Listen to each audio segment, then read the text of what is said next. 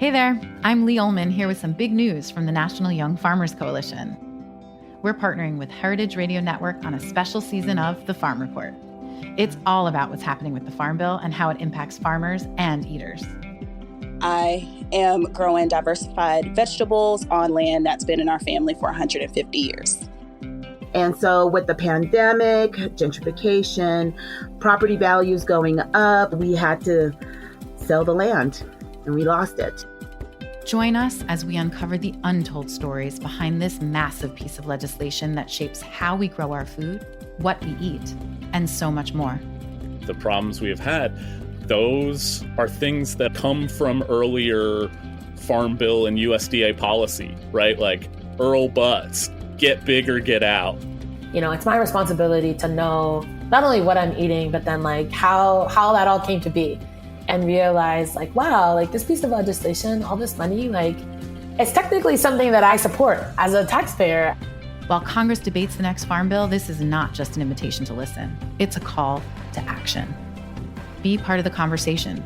Subscribe to the Farm Report on Heritage Radio Network, wherever you listen to podcasts. You're listening to Heritage Radio Network. Since 2009, HRN podcasts have been exploring the wide world of food, beverage, and agriculture. Learn more at heritageradionetwork.org. We talk about food, we talk about music, with musical dudes, finger on the pulse, snacky tunes.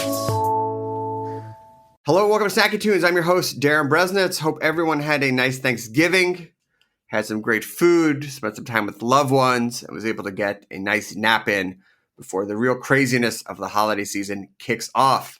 Today, we are chatting with Adam Keita, one of the owners of Daughter, a cafe, coffee shop, wine bar in Brooklyn. We chat about the social pact that all New Yorkers agreed to when living in the city, his time spent as a barista in some of the great cafes of New York, and how he went from a barista to a business owner, and how he balances it all in the city that never sleeps, probably thanks to the incredible coffee they serve. Then it's a deep dive into the archive when the Desert Sharks stopped by the studio for a hard-charging New York, full-flung rock and roll session. They were swinging by to talk about their first full-length album and played some of their singles, Ooh Hey, from their EP, Template Hair. So please sit back, relax, and enjoy Snacky Tunes here on Heritage Radio Network.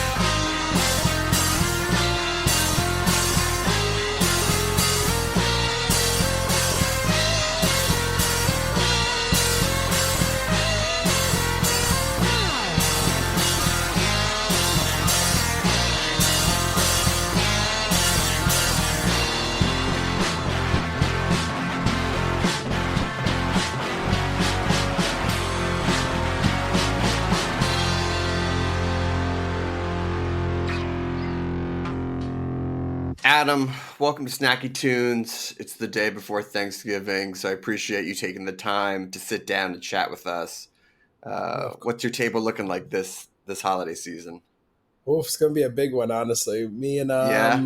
my good friends, we've all broken down all of our jobs for cooking. So I got some stuff that I got to start like doing the prep work tonight, and then do the delivery tomorrow morning to their apartment, and we're just gonna finish off cooking in the morning. But think Mm, about meats on the tables, good amount of carbs, lots of dessert, mm. and a lot of wine, lots and lots of Yeah, I wine. mean, yeah, that sounds about right. Yeah, just a Um, I mean, it's so nice that you have like friends and this like community to come together. I feel like that's what so much like Thanksgiving is about. honestly, and it's so crazy because like I feel like we didn't really need the holiday to be able to do this. We're just now doing like we would do this on a weekend, but now we're just Mm, gonna do it on, this is just an excuse to celebrate our friendship on a Thursday now. But I I'm mean, definitely yeah, excited and I just love excited that. like the foods that we normally would not partake in, like mac and Sure. cheese all the time. Yeah. Sure, I'm about to make a vat of cream spinach, which I would eat Mm. more of, but yeah. Oh yeah. You know, it's It, just you can only give that to yourself like maybe twice a year. Twice. yeah. Twice a Yeah. year. Speaking of friends and coming together, I want to talk a little bit about Daughter, which is your cafe. And in reading about it and following along, I find that like friends and community is a central focus of what you're trying to do. How does that Big. differ from some of the other coffee shop, cafe, wine bars in the city, with you having this like focus on the neighborhood at the core of what you are? Well, the thing is, I don't know if we're so different because I feel like most of what I've learned is just coming from everybody else in the sense of just like just be friendly people and just inviting people. Like some of the best jobs or best places that I've worked at or have even visited, it's just like they've done the right thing in the sense of like just welcome people in with open arms. And I think that's something that we try to do at least at Daughter. Just like once people come in, we want them to feel like they're being welcomed Mm, I love automatically. that. Yeah. Yeah, yeah. I want to go back a little bit because you're born in Harlem, raised Born in in the Harlem. Bronx, Yeah. work in Brooklyn. Now when I moved to New York, I moved to where my family's from, which is Brooklyn. So I was like Wor- one borough guy. So Yeah. I don't meet a lot of like triple borough people. It's crazy. How is that? Yeah, and, it's like you're smiling too because you also like most people are Yeah. like outer borough to Manhattan or maybe Manhattan outer borough, but it's like two at most. Like, what's your perspective on the city since you've lived in like 3 out of 5? Oh, this city's amazing. This is the best city in the Yeah, world. I literally went yeah, on a whole tyrant about this last week Friday because was I was doing late night dancing, and I sure, just remember just like thinking about this is the only city in the world where you could just like have so much fun, and then yeah, just like still live like everybody's living their own lives. Like there's so many different stories going on, and you get to see it even in the going into different boroughs. You go to the Bronx, you go to mm, Queens. It's so culturally different every time you leave each place that it just feels like you just feel always surprised. You're never bored. I love the city so much. It's like a big giant playground that's sometimes struggling, but at the same mm-hmm. time so welcoming. Yeah. I mean, I really do feel like, I mean, it's very individual, but at the same time, like things will shift and everybody's in it together, and it's a sense of community. Like all you got to do is just be on a train platform. That train just starts being late, and everyone just starts like coming together and being like, "Where's the train? What's going on? I got this Yeah. thing to do." And it feels good. Honestly, you can all Yeah. share it. Even like I feel like The Office. I'm not a big Mm-hmm. fan of The Office. It's not my show that much, but the eye contact that they make, the little side eyes that you make with each that you see that Oh. happens a lot in The Office. I'm like, you do that in a daily in New York City. You see somebody come on a train tripping, you're gonna make eye contact with the next person sitting across from you. It's like, oh snap, here it goes. We all know what's about to go down right now. And it's like that's the one thing about New York. I love the fact that everybody's in on it. It's like you know when something's about to go down, or if it's gonna be a good time too. Everybody's all connected because we see it. We see this city for what it is. Yeah, and you've all sort of signed this like communal pact to be like, we're in this, and there's a certain way to act, and if someone is stepping out a little bit, you're just like, please don't make me be the person to have to get involved. Oh, absolutely not. It's so funny because my friend, he just moved.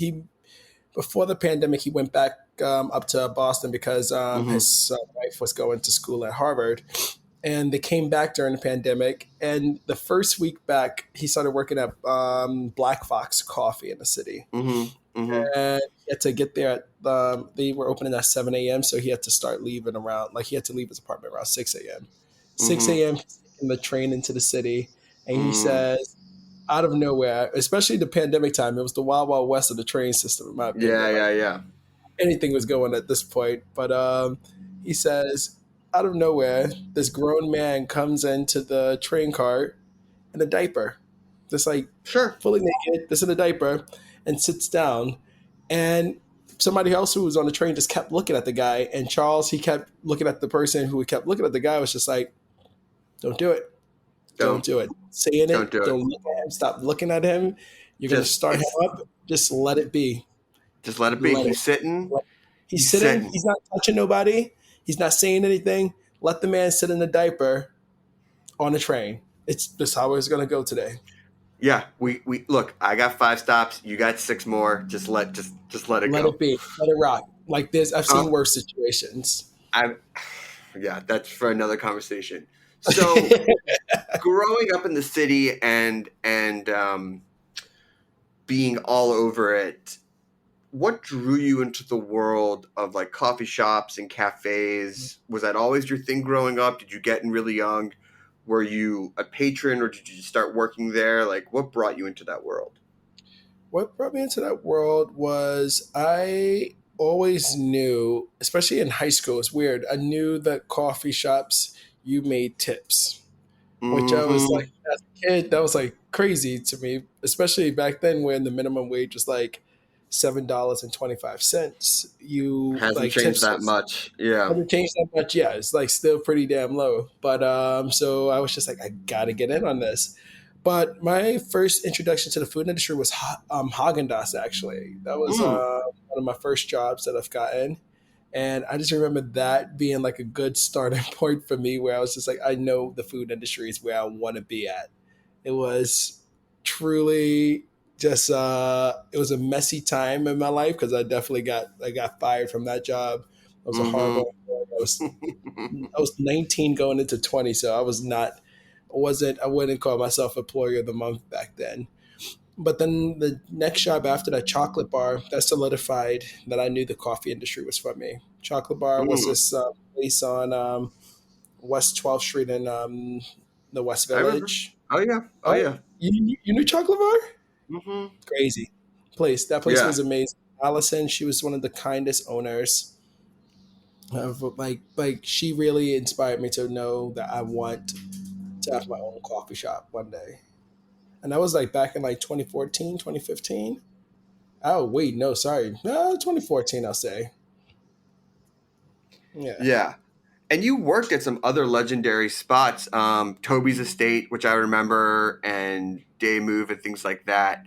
As you worked your way deeper into like the more upper echelons of the coffee and cafe world, what did you learn? When did you start having an idea that you wanted to have your own spot? Like, or was it all just like you always knew you wanted to open up your own spot? Always knew that I wanted to have my own spot, but I never knew it took a while to figure out what I wanted it to look like. And I would say at Toby's Estate, the thoughts became a lot more visceral. But at Say, when I worked at Say, that's when it really became like I can do it. And Say gave more economics to letting me be able to do it. Like they paid their minimum wage was a lot higher. Yeah. It genuinely made these kind of decisions a little easier. But the concept of it, I don't think was like, I feel like I usually get inspired by like travels. So it really was born in like the Netherlands. That truly was the Netherlands and Germany. Those two places really inspired the idea of like what I wanted from having a cafe. And it was just because like Different vibe than New York cafes. Totally way different. vibes, totally different vibes. It's the fact that you can, even as a person who's traveling in these places, I would go to coffee shops and I would just like walk in and they would treat you like you've been here for 3 or 4 years already. And that's something you don't always get in New York. New York has this such a hustle and bustle concept of life that you forget to just slow down and check in on the people sometimes. Yeah. That's like the one thing where I say we're really good at, daughter. I feel like coffee is always the most debatable topic. It's like, is it good coffee? Is it bad coffee? Blah, blah, blah, blah, blah. But the one thing we do, we talk with you. We will have a full conversation. We have regulars that we chat with all the time. Love us or hate us, sometimes you're going to get a conversation. Yeah. And, No, and I think that approach, because even living in New York, I mean, I was never a coffee shop, like I'm going to hang out guy. I feel like, and there was no middle. It was either like you're grab and go coffee or you've camped out for the day. And then I feel like the coffee shop people were more into the like, we're just a transactional, I give you your coffee, you give me a tip. And the people who camped out all day were like a bit of like an eyesore. They were, because those are usually the people who only tipped once and they just took up real estate at this point. Yeah. But I think that's because it wasn't as welcoming as you mentioned about like the European approach, which I think is what more of Daughter is, of just being like, it's community, come in, it's a space, you hang out, it's reciprocal in like what you get from the customer and what you give as an owner. No, honestly, it's funny because we just did a pop-up, and one of the people we did a pop-up with, she was like, I will say this is the busiest pop-up we've worked in a long while, and I haven't worked on the register in a long while. Yeah. So I found myself just chatting. I was just like truly just talking. I swear to you, I could see people were like, not the customers were digging it. Everybody else was like, no. No. Boy. It's like, move this fast, move this line Move fast. Move this fast. If you want to expedite, if you want to hand out drinks and talk to the customer, that's fine, but not when you're taking orders. Not when I'm working a reg. That's a whole other ball game right there. And honestly, it's the New Yorker. I mean, I do think that's the one thing you're guaranteed. I feel like people get it always wrong. They say New Yorkers are mean. I'm like, I don't know those New Yorkers. I know you will have a conversation with a stranger forever in New York if you give them the opportunity to. You could talk to you go to the Bronx, you will have a conversation with everybody on the corner if you allowed yourself to. Oh yeah. If you it's two modes. You either keep it moving or you're talking to everyone. Let's take a quick musical break, and when I come back, I want to talk about you switching from being a barista to a business owner, some of the music that you can expect to hear at Daughter, and the new spot, Shay, which is opening imminently. We have a song from the archives here on Snacky Tunes on Heritage Radio Network.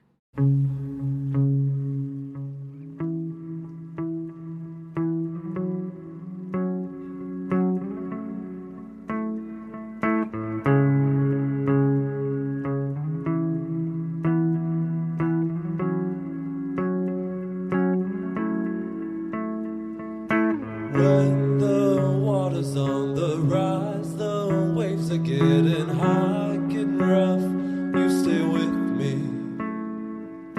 When the going's getting tough and life is on the rocks, you stay up, you stay with me. When the clock begins to tick and I am losing it, you speed me up, you stick with me. The moon is on the rise, the people drop like flies. You stay up, you stay with me. I'll run with you, 'cause you're always game. We'll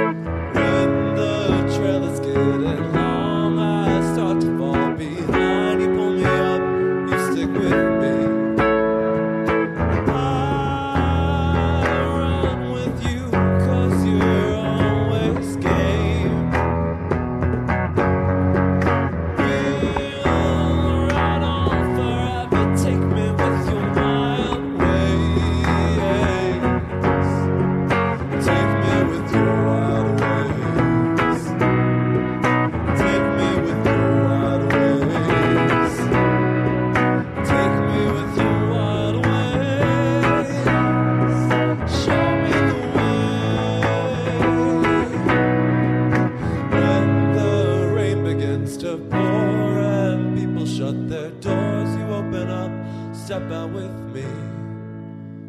When the heart is on the line, you never say it's gonna be fine. You just stay there with me. I run with you 'cause you're always game. We'll ride on forever. Take me with your wild ways. Take me with your wild ways. Take me with your wild ways. Take me with your wild ways. Show me the way.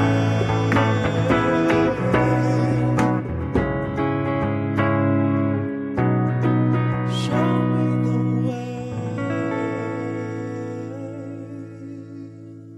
Welcome back to Snacky Tunes. We are here with Adam Keita, the owner, one of the owners of Daughter Cafe, and we're talking about you going back and working the line. But I want to go back to a little bit earlier from when you went from being a barista to a business owner, because I myself had cut my teeth in college at coffee shops, and like the idea of going from like rigging up pastries and doing pour overs to actually doing like a P&L is a very, very big difference in gap. So how did you learn? How did you get people to take you seriously? Like, what was that process like of opening up your own spot?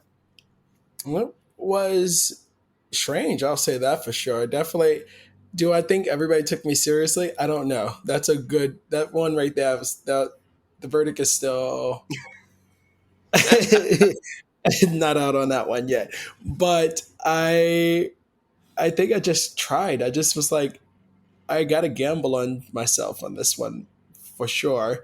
And I think originally it was a lot of feelings of the imposter syndrome, trying to just like get past that. Because like I've like you said, how do you jump from like making pour overs, being on bar, I'm putting pastries out and all of these different things, and then how do you go from that to being a business owner? And you just do it. That's the thing. I think in general, like in life, you just have to just do it until it makes sense to you and until it's like actually making moves. It's hard. I feel like there's no actual roadmap to this one. It just happened one day. Like even when we first opened, I was like, whoa, got these things open. Going back to that community aspect, especially opening up a space that is not a club, not like a restaurant, like I feel like you opened up a spot where people pop in for a coffee, pop in for wine. Like it's not a huge endeavor, especially since you're opening up in the neighborhood, because you were opened up in Crown Heights, if I correct? Yeah. So it's like, hey, we're just another spot you can go. And I know in New York, everyone's looking for a spot like outside of their house or outside of their work. Great. And what's cool for us is that we're in a spot that there's not other coffee shops. I know a lot of people, that's what a lot of people love doing. They love going around other coffee shops to open up shops. And I'm like, that's weird. So we went the polar opposite. We were like, let's open up where there's no other shops. Which is smart. Yeah. It's crazy though, because you don't see that usually being the case. Most coffee shops are always like at least a block away from another coffee shop. Makes no sense to me. I mean, I understand that density argument, but in New York, it's like there's a neighborhood everywhere. And people want that. And people want people to invest back in the community. And I have to imagine with like regulars and being a part of that, you're seeing a return on that investment. We are. And honestly, it's like every day, even down the first day or first month we opened, I remember me, Brian, and Sarah, we were like, we're going to be the only ones working. And we knew our goal was this, $500 a day. If we could make $500 a day, we can we could pay ourselves a little bit and we could pay the bills. And we surpassed that. And it was just such a humbling feeling right there. Just like knowing that we thought so small of ourselves and the community gave us so much more. And that was humbling. I mean, going back to what we were talking about at the beginning about New York, that's the beauty of the city, is that Not always, because I don't want to like speak in like in 100% because nothing 100% New York. But there is a No, certain reward. There is a certain reward to giving back to the city and to being a part of it, and maybe not believing in yourself. And other New Yorkers go like, "I believe in you. Like I believe in what you're doing. I believe you." And especially when you're seeing people who you see every day, like, "Here's my money. Thank you for the coffee." It's a beautiful thing.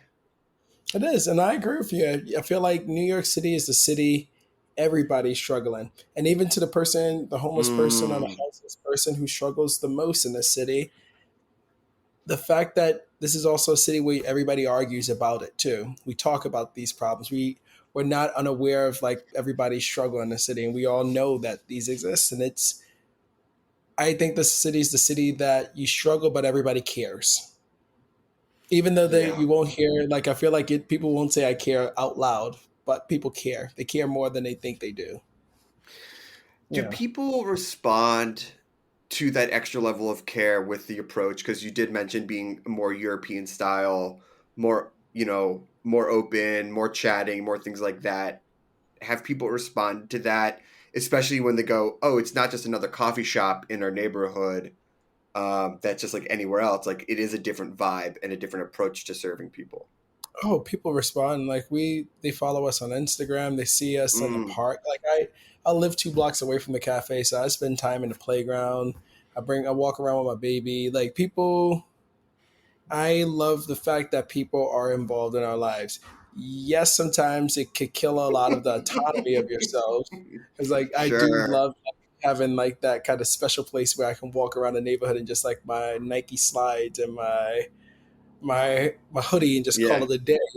But it is really good to just like be a part of a community where people are just chatting with each other, and we can walk us as owners walk in and out. We talk with people there. Like we're not.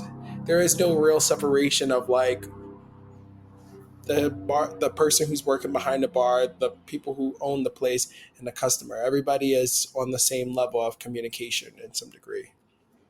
I mean, it's a real neighborhood, and I know you mentioned the playground and being with your kid. I mean, those barista hours, those business hours are long. How do you find that balance of running a business, Hmm. having a kid, being in New York, and trying to have a little slice of New York City? Dog, I am putting mileage on my body. That's the thing. Ah, Right now, I am. how those knees? How's I, that back? Right? Yeah. ooh, yeah, no, I'm like, I made a joke last week. I was like, if I thought I was living to 80, I think I might have, in the last few years, I've taken at least like 3 years off that right there, just from just like Mm, just being and living. But it's been, honestly, it's weird because once you get used to the routine, it's like, yeah, even yeah, after yeah. having a baby, that was actually the most challenging part of like all of this because like a baby wakes up at 2 in the morning and it went sometimes and it's like, oh, I guess I'm Yeah. up at two in the I guess morning. I'm up. But then after that 3 hours later, I guess I'm working too. That's crazy. And Yeah, yeah. you gotta go with that. You gotta just like, and it's weird, your brain starts to develop and after that you start to find joy in other things. It's like joy is the one funny thing because it's never fickle. It's No. never stagnant. It's pretty fickle. Actually, you could find it. Yes, I love sleep, but also, you know what? I enjoy walking in the street sometimes at 6 in the morning. Actually, that's like my favorite time of the day now in New York City. I love doing the pastry deliveries at 6 to 7 in the morning because there's nobody outside. I usually take a beat real fast, roll down the car window while driving because it's quiet. Mm. Just sip on a coffee. It's such a nice feeling. Well, you have Mm. access to incredible coffee, so that's definitely got to help Yeah, I'm with cheating. those Oh, early. Cheating just a yeah. little bit. Just cheating a Um, little bit. I'm not doing no bodega coffee at that time. I refuse. That's the no, no, time and no, place. no, That's no. that's I gotta be up visiting my mother in the Bronx if I'm doing Yeah, bodega yeah, yeah, coffee. yeah. Yeah, It's like not a, it's like I got 2 minutes. I need a light. I need it sweet. I need to go, and we got yeah, it. Yeah, yeah. only time. So Yeah, only time. When I think back to my time in a cafe and I think about, I'd work morning shifts and night shifts, and I know that you have coffee during the day and wine at night. I always would think about the music that was played. And I gotta imagine that you guys have a killer soundtrack. And I'd be remiss not to ask you, like, what's on the stereo? How does the vibe evolve throughout the day? Like, who gets to control it? Because when I worked, it was who was ever. I think the rule was who's ever doing the coffee, who's ever making the coffee got to pick. Yeah. So for us, it's like whoever opens, they are the one who sets the 100%. tone. They set the 100%. tone. That And is and that's it. And by midday, once the opener leaves, the closer gets the mid person don't get hot. They don't have control. sorry, bro. The only reason why, yeah, I'm sorry. It's like you're there, but the problem is that the closer is already doing the hard work, and the Yeah, opener yeah. they have to be other. So those two should have the right to choose. And honestly, the music changes. It varies so often. Like even when I was working, I made sure my number one rule for when I'm working is music has to be very loud. And I go against like the coffee shop norms usually. I am like I want music loud. I want nice drums. I like genuinely it's a lot of funk, soul, could Mm. be some hip hop. And then after I throw in some folk in the mix just so I can throw people off. I like changing it up a little bit. Little And honestly, curveball. a little curveball, but then it changes so like the music taste inside the shop is so Yeah. fluent. It's like you got Sarah who loves just like all of this dad rock and yacht rock. It's just so much. It's like a lot of different sounds going on. Sade, they listen to so much. So much Sade, Sade these days. yeah, I'm like it's so much. I love it. I'm like that's everywhere. It's It's like everywhere now. it's everywhere now. I'm digging it too. I'm like not mad at it. Definitely not mad at No. it. Yeah, I'm It's like always nice when you walk in and you're like, I see who's on the bar. I see who's on the register. I know the music sorry. and I'm I know gonna the try to. drink I'm going to get. Like, I just know, like, just that little moment of just respite when you're walking into a spot like yours. Honestly, it's a really good feeling. It's Yeah. So I'm like, listen, you got a huge life. You got the kid, you got the business, and you're about to have a new business opening up in December. One, why? But two, tell me about Shay. Shay, I will say, was an accidental kind of business. We went there Just like because we that knew. second kid, you're like, whoops, Whoops. whoops. Yeah. It's like, oops, how did we do it again? And it was one of those moments like we were looking for a kitchen to move our like the ovens and stuff Mm. out of the water because we Mm-hmm. wanted to do renovations. Mm-hmm. And I was talking to Kai who owns Cecilia Tommy, and she was like, "Oh, I got a space." Saw the space, and I was like, "God Damn. damn it!" It's like Yeah, here we go again. Here we go again. And I was like, "I'll take it. Let's do it. Let's rock with it. We're gonna lean into this and just see where the chaotic storm takes us on this magical ride." man. And I'm excited. Definitely at first it seemed scary again because I was like, well, spending more of my own personal Well, money again. because you know now. It's not like the first one where you're like, oh, I had no idea like what it would take. And now you've done it. And you're like, I know what it takes. Yeah, I know what it takes, and I knew what was gonna happen. I was like, well, bare bones. You're gonna give it all. You're gonna give everything you can in this moment, and then after, just gonna go with it. I love it. I love it. And that was December. And is it similar vibe? I know you're serving the same coffee and some pastries during the day, but different nighttime So, program with food. so the goal is to actually make this completely different. Really leaning Mm, into like not being pigeonholed into like I think my dream is to really reinvent what it means to be a coffee shop in New York, I and love or it. just a cafe in New York. So we're not opening at like the traditional coffee hours. So we're gonna open at 10 a.m. just to ready, just like shake things up. We're not Yeah. that You're like, I'm place. taking opening shift. Yeah, it's like I can actually do that opening shift right there. Yeah, yeah, But yeah. the goal is 10 a.m. now to about like 12 or 1 in the morning. Um, Oh, I it's going see. to be I a got real you. spot. And we want to treat it more like people stick around. We want this to be the place where people come hang out. You can hang here all day. We don't mind if you hang here all day, but we are going to have strict rules about laptops at some point. Like, I don't mind people bringing laptops, but after like 3 o'clock, it's going to be like, look, I get it. I want to get work done too, but look, how about this? Take a glass of wine, and just meditate on the work you're already just done. Yeah, no, and I get that vibe. Sometimes, look, you don't have to turn off, but you can't do it here. You know what I mean? We're just gonna it's gonna do a bit of a vibe shift. And what's crazy is that people are pretty okay with that. People are really okay with that. Again, it's that communal pact in New York. It's like, listen, you could hang here. No one's kicking you out. It's just we're just gonna shift up the mode just a little bit. We're not saying you can't be on your phone, but you just can't be on your computer. You can't be on your computer. If you have a tablet, sure, you could be on your tablet. Actually, don't even mind. I think a tablet looks a little bit better. Yeah. What about that tablet keyboard combo? Is that pushing it a little bit? That's pushing the buttons right there. I feel like when Apple started doing that, I was like, all right, you're tripping. All right, you're right. Listen, Adam, congratulations on everything. If people want to check out Daughter and the new spot, where can they go? How can they follow along? Honestly, follow us on Instagram. It's our Instagram for Daughter is DaughterNY.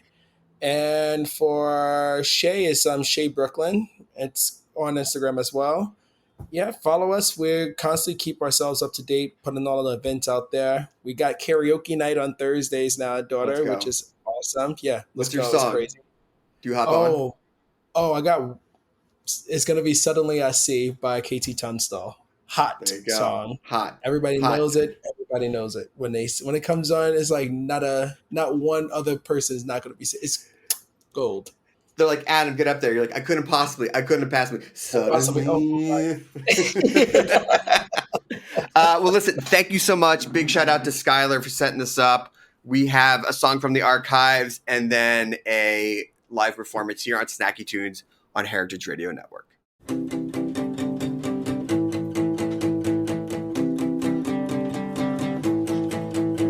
Hey, old man, turn and scratch his chin. Said, son, I wouldn't know where to begin. But your daddy's gold is gone down south. Was all he would talk about. We never blamed it on the soil. The sun-burned earth or the prices of the oil. This border town is my home. I got rattlesnake guts in a desert full of bones. Now my sister, I'm going to find someone, so I won't come back no more, no more. Lord, I see red, the storming in my head. I got cathedrals in my eyes. I think my daddy's dead. Lord, I see red. I'm praying on my bed. I got a drum. Oh, mother, gotta sing for a brother.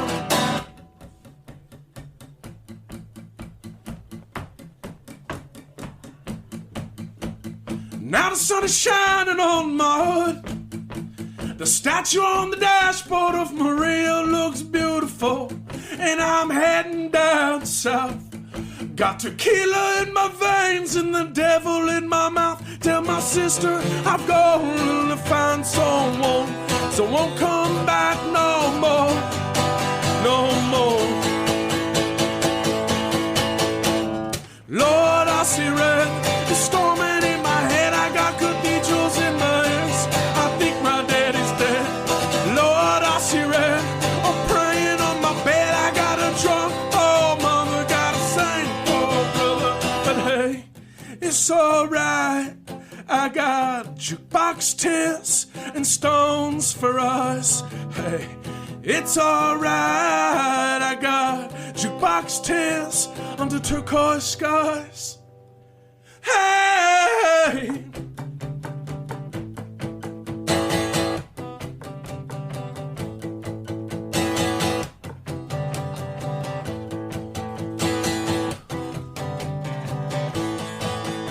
So now I got hell on my trail. Took some demons to get even. Now my demons count rosaries. We never blamed it on the soil. The sun-scorched earth where the desert meets the sky. Tell my sister I've gone to find someone, so I won't come back no more, no more. Lord, I see red, it's storming in my head. I got cathedrals in my eyes. I think my daddy's dead.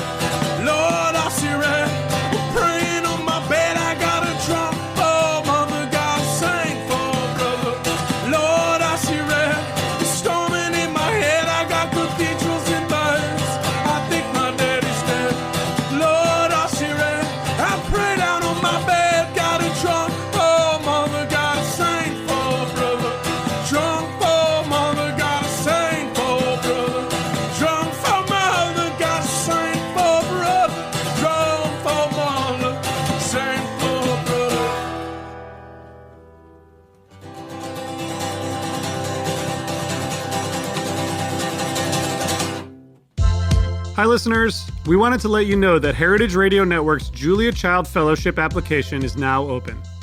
The fellowship offers an enriching experience for aspiring food writers and journalists who share our passion for food systems change. The fellowship is a great way to progress in the field of food journalism and digital media and will start in early January 2024. This fellowship will provide participants with hands-on experience, mentorship, and access to an extensive network of industry professionals. The application deadline is November 27, 2023. Check out heritageradionetwork.org and click on the Julia Child Foundation Writing Fellowship link to learn more. If you or someone you know has interest in food studies and journalism, this might be a great fit. Go to heritageradionetwork.org and check out the application today. Thank you. Welcome back to Snacky Tunes. Hello, Desert Sharks. How are you? Hello. Hi. We're good. You said that you met through Craigslist personal ads. Yes. Which just went away. It did? It did because of sex trafficking. Sex trafficking laws. Oh, yes. no. So if we were to go and find your personal ads on how you met, what were each of your personal ads? Wait, Sunny, were you the original personal ad? So. Go ahead. Tell us what you said. Looking for a relationship or music? No, you did not. What year was this? I don't know. 2011 or 12. Rebecca knows. Rebecca knows. Well, she's got a memory like a Well, actually, Rebecca hawk. had the first one. Doesn't matter. Basically, when I saw it was your ad. Who was I? Oh, I'm sorry. I'm Stephanie. Hi, I Stephanie. play bass and sing in Desert Sharks. I saw Rebecca's ad. No, did I see your ad? You saw my ad. I saw Sunny's ad that was like, I'm into Sleater Kinney and Typo negative. It was a mix of the most random shit. It was like And- Slayer Kinney and Typo Negative and Pat Benatar. Pat Benatar and gosh, I don't know what else you said. Susie and the Banshees. Susie and Banshees. It was a bunch of random stuff, but it was a lot of female bands. So. And you're like, oh, okay, this works. Yeah, because I just moved here and I was like, I'm bored. I want to play with other people, and I'd never played with other women before, so I saw her ad and I responded. And were the rest of you all Craigslist, or was it just that and then All of us. All of us. So Rebecca had an ad up that she was looking to join a band that was already established, and I was like, would you want to start something new? And she's like, okay.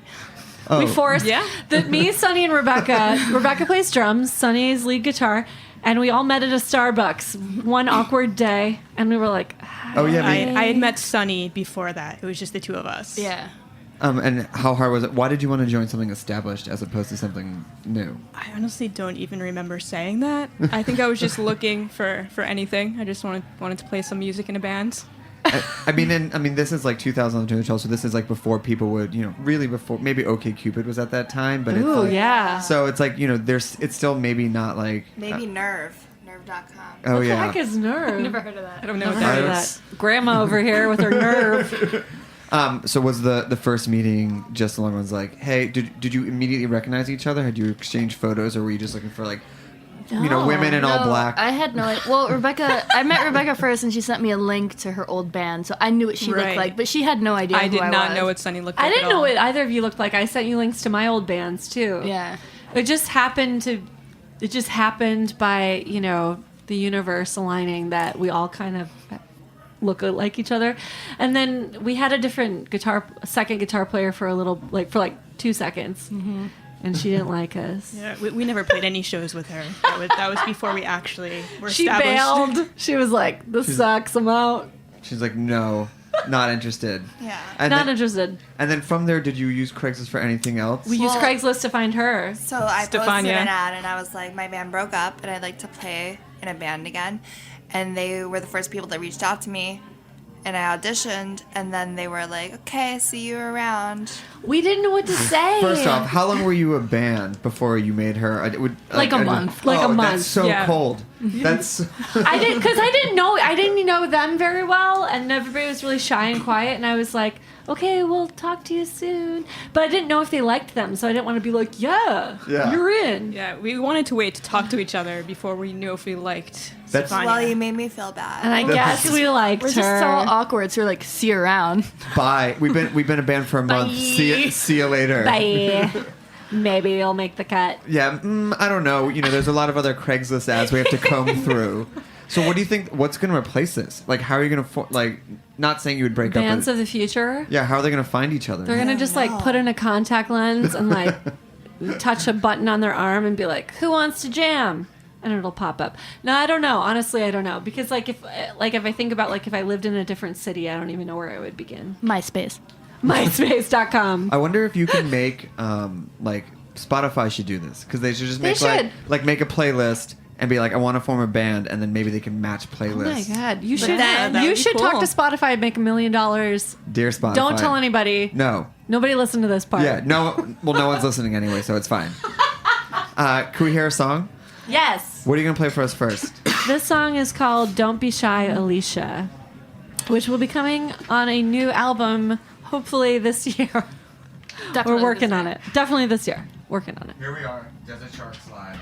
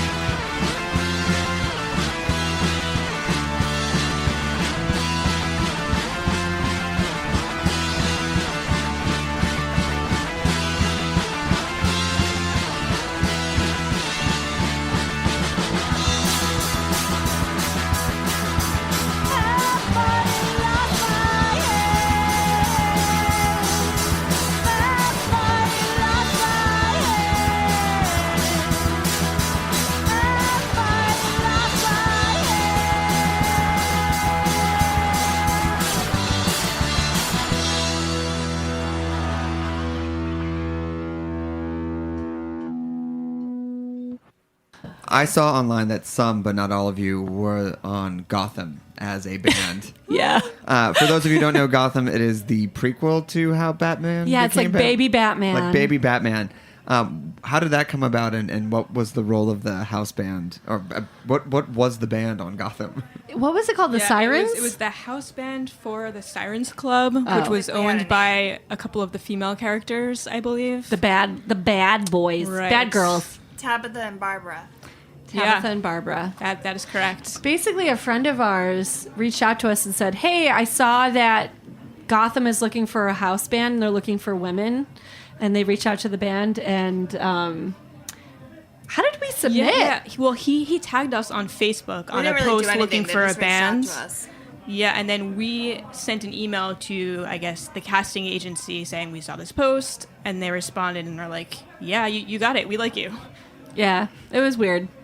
Was it multiple episodes or for just one? Multiple episodes. Yeah, Did you have to 4 or 5? And is it original music or did they write it for you? Or no, how does it work? It's like covers. It's like covers of like 80s jams, The first right? song was I Know What Boys Like by the Waitresses. Yeah. But it's like their own in-house band. And then everybody's just pretending to play. So like they're like, we want real musicians, but then you play and you're not really playing. Right. But I couldn't actually hit the drums. But so who recorded the song? What did you record it? No. Like studio musicians, like studio musicians. Yeah, they would just send us a recording and be like, listen to this, know how to play this, and then we just They come in and wanted pretend. they wanted real musicians to pretend. Real musicians to pretend. Yeah. They wanted it to look real. So they didn't want to be like, so you're just like, oh yeah, I know how to play the drums, and like you're just hitting the snare. They wouldn't let her hit the drums for like most of the scenes, and then one Right. scene they'd let her hit the drums. When it was a close-up of us, I could hit it, but then otherwise I had to be silent because there was dialogue going on with the other actors. So, yeah. So it was really cool. Did you have any input on the songs or any of the direction or just like, or any of that? They're just like, No. you just looked, you were. Well, what's weird is like every single song had a totally different singer. So we were in like 5 episodes, but the voice would change from like super high to super low. Like there was a Grace Jones cover that was like a man singing, and it was a woman like mimicking. So you were just the backing band. yeah, We were just the back, and Just- like no, but it was always the same singer, but her voice just kept changing. the throughout voice every was episode. changing, and then it was like they'd have you there at the studio for like. I was only in 1 episode, so I'm Stephanie again, the bass player, singer lady. But like I didn't have the free time to be the actual singer, so I just played the bass player in 1 episode, and we were there for like 11 hours for literally 2 seconds of a clip. That was a short one. Yeah, it was a short clip. But hey, whatever, it was fun. Can we hear another song? Oh yeah, Real, but this time play it. Okay, this is a Grace. This is real. I'm not Grace Jones. It's a Grace Jones cover. Seasick. Jesus. Not seasick Jesus, just seasick.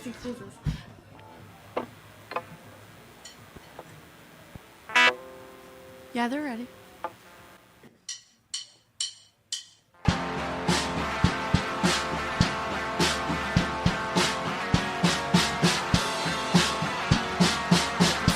I was drifting, floating, not to see.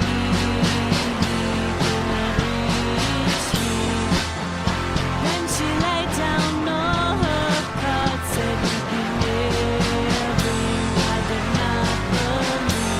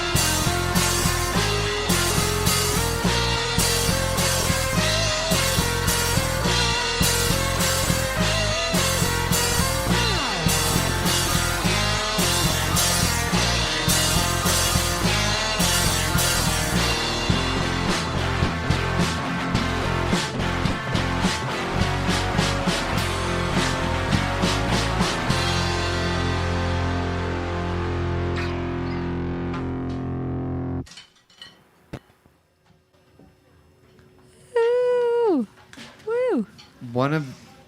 I think it's on. Hello. Yes, can you hear me? Woo! Check, microphone. One of the cool things is that you're on the Bad Cramps comp. We had Harsh Crowd in a couple years ago who was graduates now of Willie Mays Rock Camp for Girls. Are you graduates? Sunny used to teach it. Oh, really? Willie What did you May. teach there? I was just like the band coach, so they would put all the girls together in a room and like they would just form bands and none of them knew each other and it'd be like, we'll guide them. Like, I don't know what the fuck to do. So it's just like play stuff and it sounds good, and it was just interesting to see their dynamic as kids. How do you encourage kids to be in a band? Like, I mean, what is the advice you give them when, it's 8 to 8. For those who don't know, it's all girls and then some young women. It's 8 to 18, which is obviously a wide range. What advice do you give the same advice to the 8-year-olds, the 18-year-olds, or when they're forming bands? Like, what do you tell them? Kind of, I think just women in general, when they go to play and they're not experienced, they're insecure, and they're like, well, I don't want to play this, or I don't want to sing, it sounds bad. So you just have to encourage them to be like, no, it doesn't sound bad, just keep doing it. Yeah. You have to be willing to suck in order to get better. Your kid is a drummer and it's super loud? What? You moved into the basement. You just have to deal with it. My parents did. Yeah. Who else was on the comp? And you also did a benefit show for it as Basic well. Bitches. Tanya Harding. Tanya Harding. Who else was on that? Tim Volva. Sunny knows all the names. This was a while ago. I don't remember. Yeah, it was cool though. Yeah, it was awesome. Didn't Naomi organize it? Yeah. Yeah, she organized it. Naomi from Basic Bitches organized it, and she's awesome. And you're also Shout out. working on an upcoming record. Yes, we're working on our first full length. It's time. It's time. It's time. It's been some time, but you've put out other like DIY projects and EPs and demos and things like that. We've done 3 sort of EPs at this point. One of them was self-released. One of them was with Converse Rubber Tracks. And Love Rubber Tracks, which was awesome. I'm so depressed that they're gone. I know they're gone. It was such a good thing. For such the a good thing, such a cool opportunity to get, because recording can be really expensive. And then the third one, the last EP we did in 2014 was with Manimal. So it's time. We're overdue, and we've been working for a long time writing our first full length. So. And what goes into a full length in 2018? Stress, anxiety, worrying about the world exploding.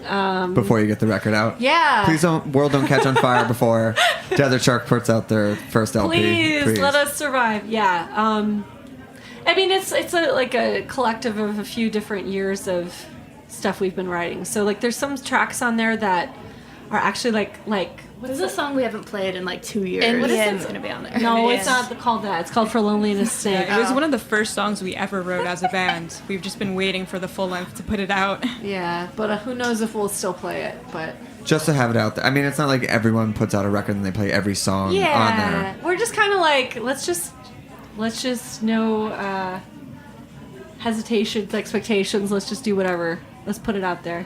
Okay. Yeah. Well, we want to make sure we have time for one more song, but where can people find your early EPs and demos and upcoming shows? All of our music is on Spotify and iTunes, but you can also follow us on Facebook and Instagram. Bandcamp. At Desert Shark. And MySpace. And do we have a MySpace? And we have an AOL profile. We're on Friendster. And R.I.P. Craig's... R.I.P. Craigslist. I don't know how you're going to start your band now. Well, we've got that Spotify idea. That's true. We'll share I think that you need to... We'll do it together. We'll do it together. You'll be the face of it. Oh, my God. We want to thank Chef Backstrom for coming in, Jameson Fink, and Desert Sharks. If you like this episode, please make sure to subscribe to Snacky Tunes. Leave us a review. Give us 5 stars. And I would also say head to the archives, and you can listen to other episodes, including the one with Harsh Crowd, who are great. What's the name of the song you're going to take us out with? The song is called I Don't Know How to Dress for the Apocalypse. Who does? Nobody does. But I hope the apocalypse doesn't come before your LP we've got comes like out. 5 years, and we'll be okay. Just to get everything out there. Yeah. You think it's going to take 5 years to do the LP? No, 5 years for the apocalypse. Oh, okay. And then the LP, and then maybe you have a second LP. We'll be like, check this out. Yeah. Bye. Bye. Thanks for listening. We'll be back with another episode of Snacky Tunes. Take it away.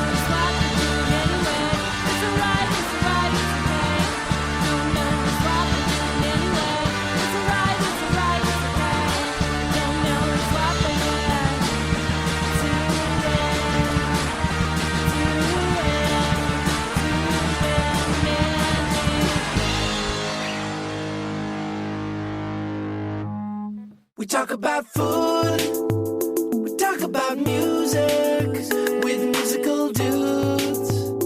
Finger on the pulse, Snacky Tunes. Snacky Tunes is powered by Simplecast. Thanks for listening to Heritage Radio Network, food radio supported by you. Keep in touch at heritageradionetwork.org/subscribe.